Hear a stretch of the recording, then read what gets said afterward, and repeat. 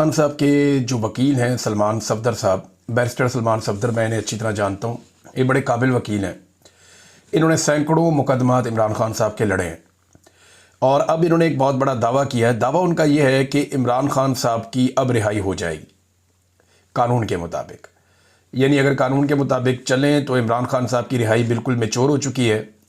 जनवरी से दोनों मियाँ बीवी ने, इमरान खान साहब ने और बुशरा बीबी ने, अपनी ज़मानत हासिल करने के लिए दरख्वास्त दी हुई है और 8-9 माह के बाद अलकादर की हेयरिंग होने जा रही है कल के दिन इस्लामाबाद हाई कोर्ट में। और दोनों की ज़मानत जो है वो कंफर्म है। यानी अगर कोई रुकावट अदालत की जानिब से ना डाली गई तो दोनों को ज़मानत मिल जाएगी और उनकी रिहाई मैच्योर हो जाएगी।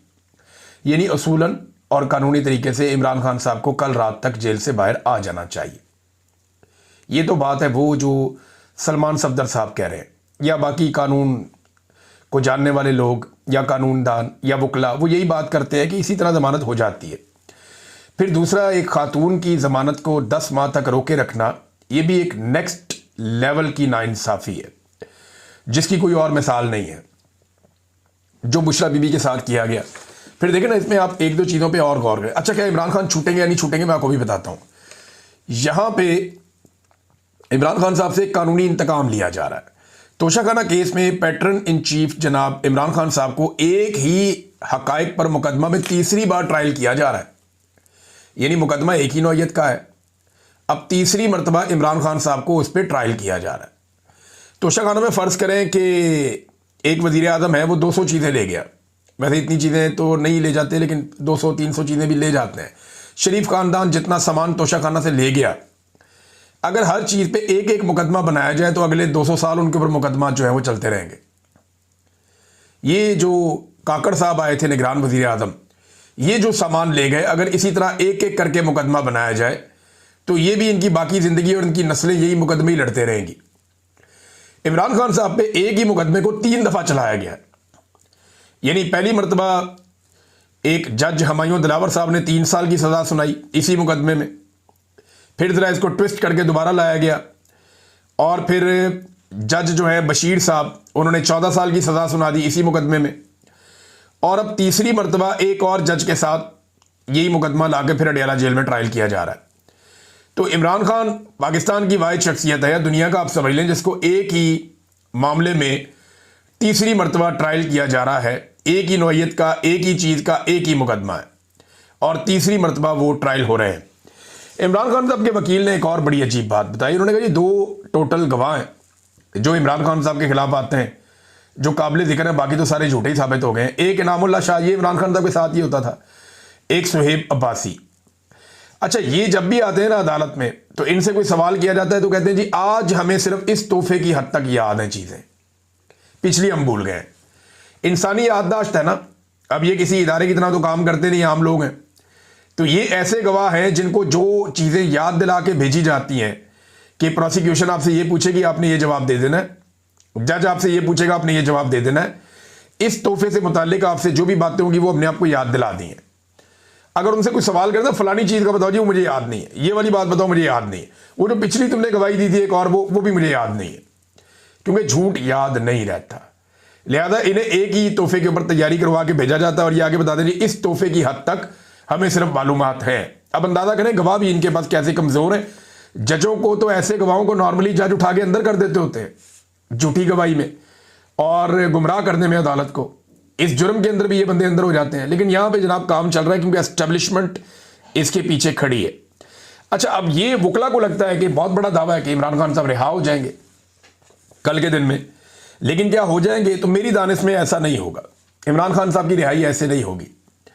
अगर किसी वक्त इमरान खान साहब रिहा होंगे भी ना और एस्टेब्लिशमेंट पे बहुत ज़्यादा दबाव होगा इमरान खान साहब को रिहा करने का, तो एस्टेब्लिशमेंट उससे पहले जो एस्टेब्लिशमेंट के अपने बहुत सारे ऐसे लोग हैं जो एस्टेब्लिशमेंट के वफादार हैं या एस्टेब्लिशमेंट जिन लोगों के साथ कंफर्टेबल है, उन लोगों की इमरान खान के साथ तवातर के साथ मुलाकातें शुरू करवा देगी, उन लोगों को रेलिवेंट करेगी और एस्टेब्लिशमेंट कोशिश करेगी कि इमरान खान की रिहाई, चाहे इमरान खान की अपनी जद्दोजहद के नतीजे में हो, चाहे अवामी जद्दोजहद के नतीजे में हो, चाहे सोशल मीडिया, आलमी, ओवरसीज पाकिस्तानी और इंटरनेशनल और नेशनल प्रेशर के नतीजे में हो, कुछ भी हो, पाकिस्तान की एस्टेब्लिशमेंट कोशिश करेगी कि इसका क्रेडिट वो अपने लोगों को दे जो पाकिस्तान तहरीक इंसाफ में है, या कम से कम ऐसे लोगों को इसका क्रेडिट दे या उनको हीरो बनाए जो पाकिस्तान तहरीक इंसाफ के अंदर एस्टेब्लिशमेंट के एसेट्स हैं। कोशिश वो ये करेगी। लेकिन सोशल मीडिया का दौर है, लोग सारा कुछ खोल कर रख देते हैं। इमरान खान साहब खुद बड़े समझदार हैं। अलीमा खानम बाहर आई और उन्होंने आकर कुछ बातें बताई, इनमें कुछ चीज़ें बड़ी इंपॉर्टेंट हैं। एक तो देखें, मुझे नहीं लगता कि इमरान खान साहब की ऐसी रिहाई होगी। मेरे ख्याल में अलीमा खानम को भी यही लगता है और उन्होंने भी ये कहा कि ये तोशा खाना में इमरान खान साहब को पहले सजा देंगे और उसके बाद फिर अल कादर में ज़मानत मिलेगी, वरना ये होगा नहीं। क्योंकि बुशरा बीबी को भी अभी अंदर रखना है, वरना बुशरा बीबी को तो अब तक बाहर आ जाना चाहिए था। अच्छा जी, इमरान खान ने कहा कि इन्होंने पहले ही सजाएं लिख कर रखी होती हैं और ये सजाएं इन्होंने सिर्फ मुझे सुनानी होती है। इनके गवाह झूठे साबित हो रहे हैं, वरना अभी तक मैं बाहर आ जाता। इमरान खान साहब ने भी वही बात की। Chief justice Islamabad high court को बड़ी मेहनत करके ये लाए, जैसे इन्होंने 26 तरमीम ये वो सारा कुछ किया, और बार बार वो तारीख मनसूख करते हैं। वो बड़ी मेहनत कर रहे हैं इमरान खान साहब का केस ना लगे। 8-9 माह तो हो गए हैं, इमरान खान साहब का केस लगने ही नहीं दिया जा रहा। जो सबसे इंपॉर्टेंट बात इमरान खान साहब ने की कि वो बार बार आए, इमरान खान साहब ने बार बार इसके ऊपर बात की जब उन्हें मौका मिलता था, और बार बार आकर उन्होंने वादिय तीरा के वाक़े पर अफसोस का और दुख का इजहार किया। इमरान खान साहब ने कहा कि ख़वातीन और बच्चों की शहादत पे उन्हें बहुत तकलीफ है। उन्होंने कहा कि मैं 1 साल से कह रहा हूं कि ऑपरेशन ना करें, यहाँ पे कोलेटरल डैमेज होगा, इसके नतीजे में नफरतें बढ़ेंगी और दहशतगर्दी बढ़ती चली जाएगी, और खैबर पख्तूनख्वा की हुकूमत को ट्रैप कर दिया गया है। अफगानिस्तान में भी वो ये कह रहे हैं कि इसी तरह हुआ था, जब अमेरिका दहशतगर्दों के ऊपर अटैक करता था या हमले करता था तो कोलेटरल डैमेज बहुत बड़े पैमाने पर होता था। करजई की और गनी के जो 2 अदवार गुजरे हैं उसमें उन्हें ये बहुत बड़ी प्रॉब्लम हुई है कि तालिबान जहां पे भी जाते थे उन्हें बहुत बड़ी सपोर्ट इसलिए मिलती थी कि लोगों के साथ जुल्म बहुत हुआ था ऑपरेशन के नाम के ऊपर। तो ये इमरान खान साहब ने मिसाल दी। फिर उन्होंने कहा जी आसिम मुनीर साहब की जो अफगान पॉलिसी है उस पर शदीद तनकीद की इमरान खान साहब ने। तफसीलात आ जाएंगी, मैं आपके साथ शेयर करूंगा। और कहा जी अफगानों के खिलाफ बयानात भी दिए गए, हमले भी, बेदखलियाँ भी, ड्रोन हमले भी, ये सारी चीज़ें इमरान खान साहब ने कहा गैर ज़रूरी और गलत हैं। आसिम मुनीर साहब सारी दुनिया में जाते हैं, इनको जाना चाहिए था अफगानिस्तान, और अफगानिस्तान जाके अफगानिस्तान के साथ मामलात करने चाहिए थे, क्योंकि पाकिस्तान का अमन वहाँ पे जुड़ा है। इमरान खान साहब कहते हैं कि आसिम मुनीर साहब जो मौजूदा ऑपरेशन हो रहे हैं उससे 2 मकासद हासिल करना चाहते हैं। नंबर 1, उन्हें आलमी सतह पे पजीराई मिल जाए, तारीफ हो जाए कि वो मुजाहिद है जो दहशतगर्दी के खिलाफ खड़ा है और लड़ रहा है, तो ये ऑपरेशन शुरू करके वो एक ये तासुर बनाना चाहते हैं आलमी सतह पे। नंबर 2, पाकिस्तान तहरीक इंसाफ की मुकम्मल तबाही इससे उनको हासिल होगी, क्योंकि तहरीक इंसाफ जो है वो खैबर पख्तूनख्वा में उनकी हुकूमत है। जब इतनी दहशतगर्दी बढ़ेगी, लोगों का कत्लेआम होगा, ऑपरेशन के नतीजे में कोलेटरल डैमेज होगा, तो वहाँ जो इंतजामी जमात है वो कमज़ोर पड़ जाएगी। ANP के साथ भी इमरान खान साहब कहते रहे माजी में ये हुआ था। अब अगर आप गौर करें कि ये अफगानिस्तान के बारे में पॉलिसी बदली कैसे, लोग कहते हैं कि इमरान खान और शहबाज शरीफ दोनों की सोच में फ़र्क है। ऐसा नहीं है, ये जनरल बाजवा और जनरल आसिम मुनीर की सोच में फ़र्क है। जनरल बाजवा इस बात के कायल थे कि अफगानिस्तान के साथ हमें मामलात बेहतर करने चाहिए। इमरान खान साहब उन्हें इसमें ओके करते रहे कि बातचीत करो, बैठो, एंगेजमेंट करो, हालात को बेहतर करो। ये इमरान खान साहब की सोच थी। लेकिन दहशतगर्दों को वापस लाने का जो आइडिया था वो जनरल बाजवा का, जिसे इमरान खान साहब की काबीना ने मुस्तरद कर दिया था कि ये नहीं होगा, इस पर मजीद डिस्कशन कर लेते हैं लेकिन ये नहीं होगा और इससे नुकसान हो जाएगा। हमें पहले अफगानिस्तान की हुकूमत को एंगेज करना चाहिए, बातचीत करनी चाहिए। लेकिन फिर इमरान खान साहब की हुकूमत खत्म करके बाजवा साहब ने अपनी मर्जी कर दी और दहशतगर्दों के जत्थों के जत्थे वो पाकिस्तान में बुलवा लिए। आसिम मुनीर साहब आए तो वो टोटली अफगानिस्तान के बिल्कुल खिलाफ उनकी पॉलिसी थी, एंटी अफगान। और वो पॉलिसी अब नजर भी आती है ना, वज़ीर दिफा आपका हर थोड़ी देर के बाद कोई ना कोई एक आधा और अफगानिस्तान के ऊपर अटैक कर देता है। वो कह रहे जी हमारे भाई कोई नहीं है अफगान, हमारे दुश्मन है। ये ख्वाजा आसिफ वज़ीर दिफा बार बार कह रहे हैं। तो इमरान खान साहब ने बड़ी क्लियरली ये कहा कि खैबर पख्तूनख्वा की हुकूमत ट्रैप हो गई है। 4 लोग बहुत ज़रूरी हैं, या 4 जो जगह है वहाँ पे बहुत ज़रूरी है कि आप काम करें ताकि कबायली इलाकों में अमन आ जाए। नंबर 1, अफगानिस्तान की हुकूमत, पाकिस्तान की हुकूमत। नंबर 2, नंबर 3 जो पाकिस्तान के कबायली अवाम है। नंबर 4 जो अफगानिस्तान के वहाँ के मकामी अवाम है। ये जब तक आप चारों इकट्ठे होकर फैसला नहीं करेंगे और एक कोऑर्डिनेशन नहीं बनेगी, तब तक आप दहशतगर्दी को कंट्रोल नहीं कर सकते। दहशतगर्दों से किसी किस्म के मामलात नहीं होने चाहिए, उनके खिलाफ कानूनी कार्रवाई होनी चाहिए, लेकिन वो कानून के मुताबिक, एग्रीमेंट्स के मुताबिक और एक मरवजा तरीक़ाकार जो है उसके मुताबिक होना चाहिए। ये नहीं कि आपने जेट तैयारे और ड्रोन हमले और अंधाधुन और किसी को एतमाद में नहीं लिया हुआ, उससे दहशतगर्दी मजीद बढ़ती जाएगी, ये आग लगती जाएगी जब तक कि आप एक कोऑर्डिनेटेड एफर्ट नहीं करेंगे। ये इमरान खान साहब ने कहा। अब नाज़रीन, जो तफसीलात आती हैं बाद में वो मैं आपके सामने शेयर कर दूंगा। एक और नाज़रीन जो डेवलपमेंट है, ये एक दो डेवलपमेंट है पाकिस्तान की मईशत के हवाले से बड़ी खौफनाक है। इसमें पाकिस्तान का जो मुआशी तरक्की का मॉडल है वो मुकम्मल तौर पे नाकाम हो गया, और ये मैं नहीं कह रहा, ये आलमी इदारे कह रहे हैं।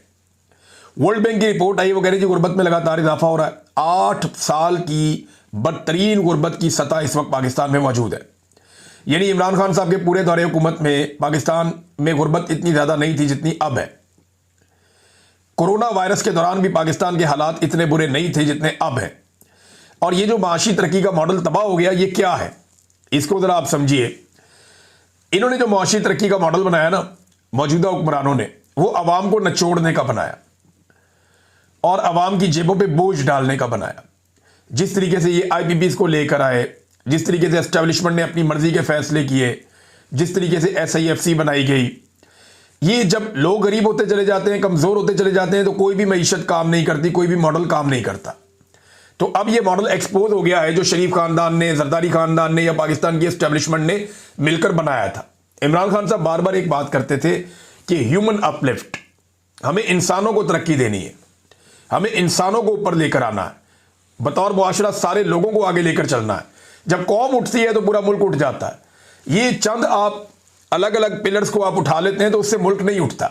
ये इमरान खान साहब बार बार कहते थे। जुल्फी बुखारी साहब ने इसको बड़ा अच्छा एक्सप्लेन किया है। वो कहते हैं जी, Pakistan hybrid growth model is collapsing. ये जो हाइब्रिड मॉडल है, दोगला निजाम पाकिस्तान में कोलैप्स हो रहा है।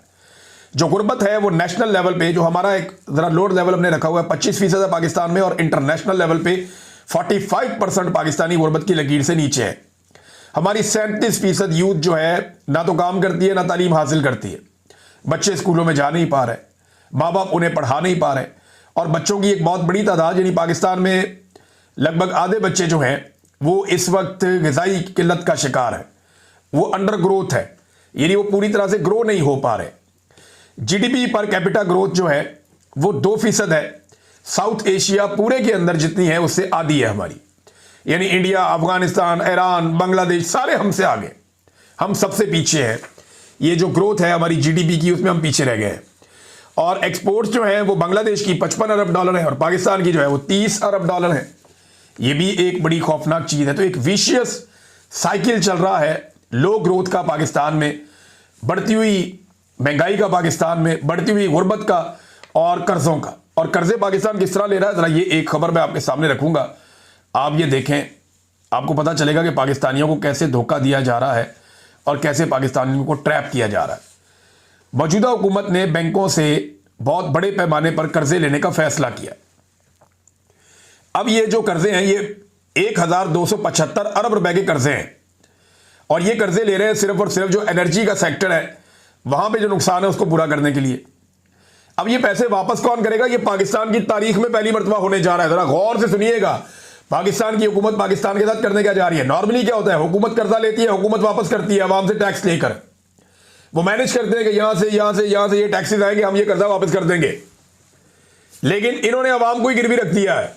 वो कैसे, ये देखिए, 1275 अरब रुपए का कर्ज लिया जाएगा निजी बैंकों से, 18 बैंकों से ये कर्जा लिया जाएगा। उनके साथ जो मुआहदा है वो आज के दिन में हो गया, और बैंकों को जो कर्जे की वापसी है वो 24 महीनों के अंदर, 24 छमाही एक साथ में की जाएगी। 24 छमाही एक साथ के अंदर, यानी 2 साल को आप 3 से तरफ दे दें तो 6 साल में ये कर्जा वापस हो जाएगा। लेकिन इसके साथ इसका बहुत बड़ा सूद भी वापस होगा। तो ये कर्जा वापस कौन करेगा, ये है असल बड़ी खबर, कि जो आपको बिजली का बिल आता है ना, उसके अंदर अब एक स्पेशल सरचार्ज लग कर आएगा। ये जो कर्जा हुकूमत अपने अल्ले तल्लों के लिए ले रही है, ये जो कर्जा हुकूमत ले रही है अपने खर्चों के लिए, ये जो कर्जा हुकूमत ले रही है वजीर आजम हाउस ऐवान सदर का अखराजात बढ़ाने के लिए, ये जो कर्जा ले रही है हुकूमत बैरूनी दौरों के लिए और अपना इंजॉय करने के लिए, ये कर्जा वापस आपको हुकूमत ने नहीं करना। ये आपके बिल के अंदर, बिजली के बिल के अंदर अगले 6 साल तक आपको सरचार्ज लगकर आएगा और बिजली सार्फिन से सरचार्ज के जरिए ये वसूली की जाएगी और इस तरह ये अदायगी होगी। अच्छा जी, अब ये पहले ही जो पाकिस्तानी है वो लगभग 3.25 रुपए से 3.5 रुपए तक ये सरचार्ज की मद में अदा कर रहे हैं। अब ये वाला पैसा भी आप शामिल कर लें कि ये इजाफी सरचार्ज आपको यूनिट के हिसाब से अदा करना पड़ेगा। यानी आप अगर 3.25 रुपए यूनिट पहले ही आप सरचार्ज दे रहे हैं तो अब आपको मजीद पैसा सरचार्ज की मद में आपको देना पड़ेगा और आपके बिल के अंदर लगकर आएगा और आप कुछ भी नहीं कर सकेंगे। ये आपकी हुकूमत इस वक्त पाकिस्तान के साथ खेल रही है। कोई अदालत इसका रास्ता नहीं रोकेगी। आप जाके चैलेंज है मेरा, किसी भी अदालत में आप चैलेंज कर दें। लाहौर हाई कोर्ट में करेंगे तो आलिया नीलम बैठी हुई है, इस्लामाबाद में करेंगे तो वहां पे जनाब एक और डॉक्टर साहब बैठे हुए हैं, सुप्रीम कोर्ट में करेंगे तो या आफरीदी साहब बैठे हुए हैं, सिंध हाई कोर्ट का तो अल्लाह हाफिज है। अब आप क्या करेंगे? एक ही तरीका है, जैसे आज़ाद कश्मीर के लोगों ने अपना बिजली का हक वापस लिया और उन्होंने बिजली अपनी सस्ती करवाई जो उनकी बनती थी, तो इस तरह आपको अपना हक लेना पड़ेगा अगर आप ले सकते हैं तो। नाज़रीन, असद कैसर साहब ने जो है वो पूरा बेनकाब किया मौजूदा एस्टेब्लिशमेंट को और उन्होंने बताया कि कितना मकरूह खेल एक सूबे के साथ खेला जा रहा है और सियासी इंतकाम का निशाना बनाया जा रहा है, ना सिर्फ खैबर पख्तूनख्वा को बल्कि बलूचिस्तान को भी। उन्होंने कहा जी आपने पूरे सूबे को तबाह करके रख दिया है। आपने खैबर पख्तूनख्वा जो 40 साल से जंग में है, इसकी मईशत जो थोड़ी बहुत अफगानिस्तान के साथ थी उसे भी बंद कर दिया है। सूबे में Kalashnikov culture, smuggling, Afghan war का नतीजा है। आपने फाटा मर्जर के बाद वादा किया था और वादे के बावजूद NFC अवार्ड या हाइड्रल प्रॉफिट के पैसे आप सूबे को नहीं दे रहे। ये ज्यादतियां खैबर पख्तूनख्वा के तक की जा रही हैं। एक तो खैबर पख्तूनख्वा को मारा जा रहा है, दूसरा खैबर पख्तूनख्वा के जो वाजिबात हैं वो अदा नहीं किए जा रहे ताकि कहीं ये लोग तरक्की ना कर लें। तो डेलिबरेटली एक मॉडल के तहत खैबर पख्तूनख्वा में पाकिस्तान तहरीक इंसाफ की जो मौजूदा हुकूमत है उसको, उसकी मकबूलियत को ख़त्म करने की कोशिश की जा रही है, लोगों को इमरान खान के खिलाफ करने की कोशिश की जा रही है। लेकिन अब तक के तो सारे जो तरीक़ेकार हैं वो नाकाम हुए। ये सोशल मीडिया का दौर है, इतने आराम से तो ये होगा नहीं। नाज़रीन, सुहेल बड़ाई साहब की एक तकलीफ़, एक उनका तहरीर मुझे बड़ी तकलीफ़ हुई वो पढ़ के। उन्होंने एक तहरीर लिखी जिसमें उन्होंने गिलों और शिकवों का इजहार किया कि लंदन वाले प्रोग्राम में मुझे पहले दावत दी गई और फिर मुझे बाद में कहा गया आप ना आएँ। तो इस पर उन्होंने बड़ी मजम्मत की, बड़ी तकलीफ़ का उन्होंने इजहार किया। उनके दिल में बड़ा दर्द है इस बात का कि उन्हें एक तकरीब में बुलाकर और बाद में मना कर दिया गया। ये इतना बड़ा जुल्म है, इतना बड़ा जबर है कि तारीख़ में इसकी कोई मिसाल नहीं मिलती। सुहेल बड़ाई साहब को सिर्फ मैं याद दिलाऊं कि हमें जबरी तौर पे लापता किया गया, हमारे अकाउंट सील कर दिए गए। मेरे तो 3 साल पहले से सील है। नौकरियां सब साफियों से, बहुत सारों से छीन ली गई। एहराम की हालतों में हमें एयरपोर्टों से उठाकर लेकर चले गए। हमारे कारोबार बंद कर दिए, हर चीज़ की तबाह बर्बादी कर दी गई, घरों को आग तक लगा दी गई। इतनी तबाही फेरने के बावजूद सुहेल बड़ाई साहब के कलम ने जुम्बिश नहीं की। लेकिन जैसे ही सुहेल बड़ाई साहब को एक तकरीब में बुलाकर बाद में कहा गया कि आप मत आइएगा, तो सुहेल बड़ाई साहब ने इसके ऊपर एक नोहा लिख दिया। मेरी गुजारिश है जनाब फील्ड मार्शल आसिम मुनीर साहब से और मेरी गुजारिश है जनाब वज़ीर आज़म शहबाज शरीफ साहब से कि आपको अल्लाह का वास्ता आप इस आदमी को माफ़ कर दें। ये आपकी और कितनी खुशामद करें। सुहेल बड़ाई साहब दिन रात आपकी खुशामद कर रहे हैं। मैं आपको यकीन दिलाता हूँ ये हमारी साइड पे नहीं है। मैं आपको यकीन दिलाता हूँ कि सुहेल बड़ाई साहब बिल्कुल हमारी साइड पे नहीं है। वो रूल ऑफ लॉ के लिए, आज़ादी इज़हार राय के लिए बिल्कुल कुछ नहीं कर रहे। ना वो पाकिस्तान में अवामी मैंडेट के लिए आवाज़ उठा रहे हैं, ना वो जमहूरियत के लिए आवाज़ उठा रहे हैं, ना वो पाबंद सलासल लोग